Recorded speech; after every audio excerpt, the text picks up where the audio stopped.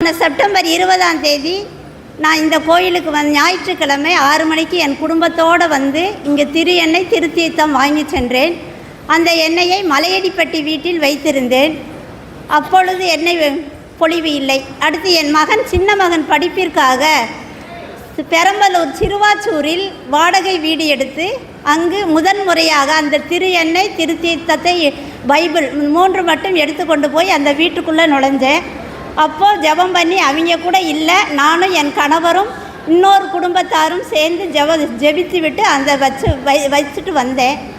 அந்த சனிக்கிழமை அன்னைக்கு முதல் சனிக்கிழமை அன்று அந்த எண்ணெய் முதலாக பொங்கி வழிந்ததாக என் கணவர் எனக்கு வாட்ஸ்அப்பில் அனுப்பினார். அடுத்த அரை மணி நேரத்தில் நிறையா வலிஞ்சிச்சு. அப்படியே நாங்கள் யார்கிட்டையும் சொன்னால் என்ன செய்யுது, நம்புவாங்களா என்னமோன்னு தெரியலைன்ட்டு நாங்களே எங்கள் மனசுக்குள்ளே வச்சுருந்தோம். ஆனால் கண்டதையும் கேட்டதையும் எங்களால் சொல்லாமல் இருக்க முடியாது என்பதற்கேற்ப நான் இதை சாட்சியாக பகிர வேண்டும் என்று தீபாவளி அன்று என் பங்கில் உள்ள பங்கு ஃபாதரிடம் கூறினேன். அவர் 3 ஃபாதர்களுடன் திருப்பலி வைத்து அந்த திரு எண்ணெயை மந்திரித்து அன்று திருப்பலிக்கு வந்த அனைத்து மக்களுக்கும் பூசினார். அடுத்து அக்டோபர் 5 அதே போலேயே திரும்ப லேசாக எண்ணெய் கசிவு இருந்துக்கிட்டு தான் இருக்குது. இருந்தாலும் அக்டோபர் 5 நவம்பர் 5 அதே போல் இருக்குதுன்னு எனக்கு திரும்ப வாட்ஸ்அப்பில் அனுப்புனார். திரும்ப இந்த சாட்சியத்தை நம்ம மரபுப்பட்டியில் போய் சொல்லாமல் இருக்கிறது தவறு என நினைத்து இன்று போகலாம் என்று திட்டமிட்டு இருந்தோம். இங்கு வருகிறதுக்கு இப்பொழுது சற்று நேரத்துக்கு முன்னால் இங்கு இறங்கி வந்த உடனே என் சின்ன மகன்கிட்ட தொடர்பு கொண்டு பேசும்போது, அம்மா சொட்டு சொட்டாக நிறைய வலிஞ்சிக்கிட்டு இருக்கதா பாரு நீயே அப்படின்னு சொல்லி இப்போ வாட்ஸ்அப்பில் இந்த நிமிடம் கூட காமிச்சிட்ருக்கான். அதை தம்பி ஒரு பாத்திரத்தில் சேகரித்து வை அப்படின்னு சொல்லியிருக்கேன். இந்த புதுமையை எங்கள் வீட்டில் செஞ்ச சந்தியாகப்பருக்கு கோடான கோடி நன்றி. ஓகே மேரி, நான் மலையடிப்பட்டியில் கான்வெண்ட்டில் சமைச்சிக்கிட்டு இருக்கிறேன். என் மகனுக்கு திடீர்னு உடம்பு சரியில்லைன்னு சொல்லி வந்ததையும் டாக்டர்கிட்ட கூட்டிகிட்டு போய் பார்க்கையில் அவனுக்கு ஹார்ட்டில் அடைப்பு இருக்குது, அதை போய் நீங்கள் செக் பண்ணிவிட்டு வாங்க, எம்ஆர்ஐ ஸ்கேன் எடுத்துகிட்டு வாங்கன்னு சொல்லி சொன்னாங்க.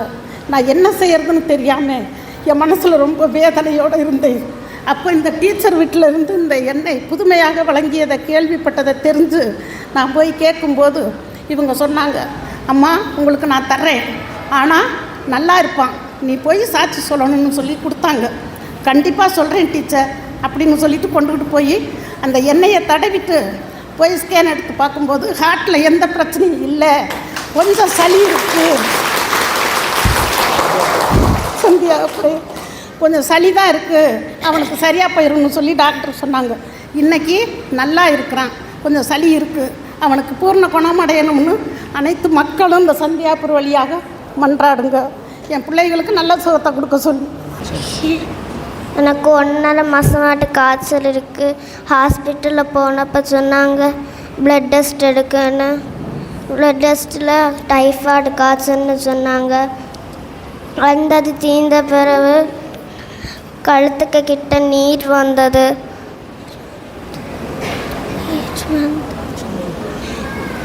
ஹாஸ்பிட்டலில் போனப்போ ஆப்ரேஷன் பண்ண சொன்னாங்க. அம்மாவுக்கு சம்மந்தம் இல்லை, காசும் இல்லை. சந்தியாப்பட்ட ப்ரேயர் பண்ணிட்டு இருக்கும்போது சந்தியாப்பர் என்ன மின்னொட்டி போனாங்க, கிட்ட படுத்தும் கிடந்தாங்க. அடுத்த நாள் ஹாஸ்பிட்டலில் போனப்போ டாக்டர் சொன்னாங்க ஒன்றும் இல்லை, நல்லா தான் இருக்கா. சந்தியாப்பருக்கு கோடி நன்றி. இடத்துலேருந்து வர்றேன், உலகம்பட்டி பங்கு. என் மகளுக்கு இடம் வாங்குறதுல ரொம்ப பிரச்சனையாக இருந்துச்சு. 4 இடம் வாங்கி பேசி 4 இடமும் எங்களுக்கு தேவையில்லை. நான் 5 வாரமாக அழுது புலம்பி சந்தியாபர்கிட்ட வேண்டிட்டு போனேன். இப்போ 5ஆவது இடம் பேசி அட்வான்ஸ் போட்டோம், பத்திரம் எழுதி முடிச்சிட்டோம். எங்களுக்கு முந்தானாலும் தான் எங்களுக்கு கைக்கு பத்திரம் வந்துச்சு. நான் சாக்கி சொல்கிறேன்னு வேண்டியிருந்தேன். சந்தியாபருக்கு இந்த இடம் வாங்கி கொடுத்ததுக்கு ரொம்ப நன்றி, கோடான கோடி நன்றி. புதுக்கோட்டை மாவட்டம் இலுப்பூர்லேருந்து வர்றேன்.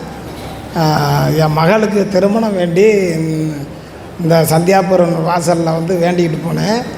நல்லபடியாக திருமணம் நல்லபடியாக நடந்து முடிஞ்சிருச்சு. போன வாரம் வியாழக்கிழமை என்னுடைய மகளை சாட்சியாக இந்த இடத்துல நிற்பாட்டுறேன்னு சொல்லி வேண்டிக்கிட்டேன். எனது மகளும் மருமகனும் இங்கே வந்து இந்த மேடையில் சாட்சியாக பெற சந்தியாப்பருக்கு கோடான கோடி நன்றி. நல்லபடியாக நடத்தி கொடுத்ததற்காக புனித சந்தியாகப்பருக்கு கோடான கோடி நன்றி. மரியே வாழ்க, சூசையே வாழ்க. என் பையன் தீபாவளி மறுநாள் கீழே விளையாண்டுட்டு இருந்தவன் கீழே விழுந்து கண்ணில் குச்சி குத்திடுச்சு. கண்ணில் இருந்து ரத்தமாக கொட்டுச்சு. நாங்கள் அரவிந்த் ஹாஸ்பிட்டலுக்கு கொண்டு போனோம்.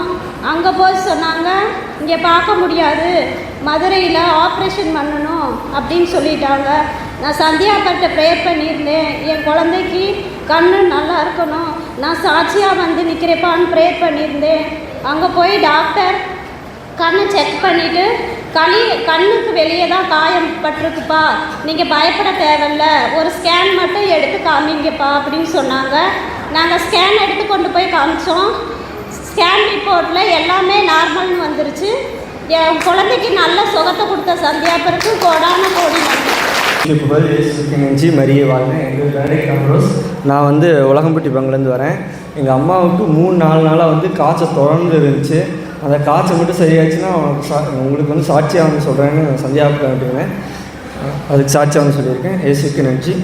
ராஜா, நான் புயலைப்பட்டியிலேருந்து வரேன். எனக்கு தொடர்ந்து 4 வருஷமாக வந்து இருமல் இருந்துக்கிட்டே இருந்துச்சு.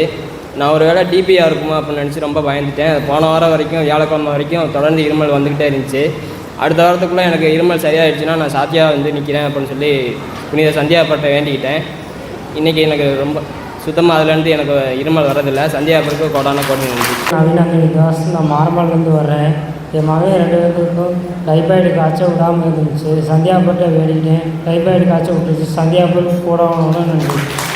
என் தங்கச்சிக்கு கல்யாணம் ரொம்ப நாள் குழந்தையே இல்லாமல் இருந்துச்சு. சந்தியாப்பட்ட வேண்டிட்டு இப்போ என் தங்கச்சி மாசமாக இருக்குது. சந்தியாப்பருக்கு கோடான கொஞ்சம் நன்றி. கிறிஸ்தியம்மா, என் பையன் வெளிநாட்டுக்கு போகிறதுக்கு டெஸ்ட் அடிச்சிருந்தான். அவனுக்கு கம்பெனி ரெடி ஆகிடுச்சு. ரெடியாகி ஒரு வாரம் இருக்கிறது அந்த கம்பெனி கேன்சல் ஆகிடுச்சு. அப்புறம் மறுபடியும் வர கம்பெனி வர கேன்சல் ஆகிட்டே இருந்துச்சு. என் பையன் ரொம்ப மனசு உடஞ்சி போயிட்டான். கவலைப்படாதப்பா, சந்தியாபுரப்பா இருக்காரு அப்படின்னு சொல்லிட்டு நான் இங்கே வந்துட்டு சந்தியாபுரப்பா எனக்கு வர கம்பெனி கூட எனக்கு கேன்சல் ஆகிட்டே இருக்குது, நீங்கள் பார்த்து வழி நடத்துங்கப்பா அப்படின்னு சொல்லிட்டு போனேன். நான் வீட்டுக்கு போய்ட்டு மறுநாளே என் பையனுக்கு வந்து விசா வந்துருச்சு. விசா வந்து வெளிநாட்டுக்கு போயிட்டான். சந்தியாபுரப்பாவுக்கு கோடான நன்றி. அதுபோல் என்னோடய தம்பி ஆக்சிடெண்ட் ஆகிட்டாப்புல. ஆக்சிடெண்ட் ஆகி கால் 2 இடத்துல கட்டாயிருச்சு, இடுப்பும் கட்டாயிருச்சு. 3 மாதம் மாவு கட்டு போட்டு அது வேறு சைடு எலும்பு வளர்ந்து போயிட்டு இருந்துச்சு. அப்போது ஆப்ரேஷன் பண்ணியும் அது சக்ஸஸ் ஆகலை, ஃபெயிலர் ஆயிடுச்சு. அப்புறம் சந்தியாபுரப்பாட்ட வந்துட்டு, சந்தியாபுரப்பா என்னோடய தம்பி நீங்கள் என்ன பண்ணுங்களோ தெரியாது, 1 மாதத்துக்குள்ளே என் தம்பி வீட்டுக்கு வரணும் அப்படின்னு சொல்லிட்டு நான் போனேன். அந்த மறுநாள் வந்து அந்த ஹாஸ்பிட்டலோட சீஃப் டாக்டர் வந்துட்டு 15 நாளைக்குள்ளே இந்த தம்பிக்கு ஆப்ரேஷன் பண்ணி நடக்க வைக்கணும், நீங்கள் என்ன பண்ணுங்களோ தெரியாதுன்னு சொல்லிட்டு 15 நாளையில் என் தம்பி நடந்துட்டாங்க. 1 மாதத்தில் சந்தியாபுரப்பான்னு சொன்ன மாதிரியே 1 மாதத்தில் வீட்டுக்கு வந்துட்டாங்க. சந்தியாபுரப்பாவுக்கு கோடான கோடி நன்றி. சந்நிதி வந்தோம் எங்கள் புனித சந்தியாகப்பரே, வந்தனம் தந்தோம் எங்கள் புனித சந்தியாகப்பரே.